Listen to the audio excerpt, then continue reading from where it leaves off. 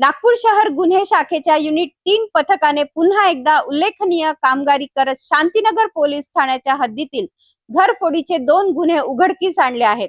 या कारवाईत एका आरोपीसह एका विधी संघर्षग्रस्त बालकाला ताब्यात घेण्यात आले असून त्यांच्या ताब्यातून 82,000 रुपयांचा मुद्देमाल जप्त करण्यात आला आहे। नागपूर शहर गुन्हे शाखेच्या युनिट 3 पथकाने शांतीनगर पोलीस ठाण्याच्या हद्दीतील घरफोडीच्या 2 गुन्ह्यांचा यशस्वी उलगडा केला आहे।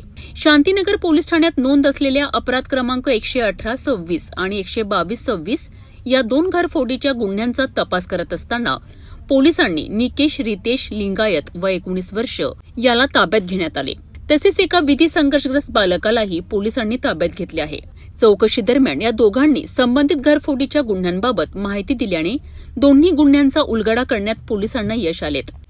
या कारवाई दरम्यान आरोपींकडनं 5 ग्रॅम 300 मिलीग्रॅम वजनाचे सोन्याचे मंगळसूत्र ज्याची अंदाजे किंमत 70,000 रुपये आहे, तसेच 3 संगणक मॉनिटर्स किंमत 12,000 रुपये असा एकूण 82,000 रुपयांचा मुद्देमाल जप्त करण्यात आला आहे।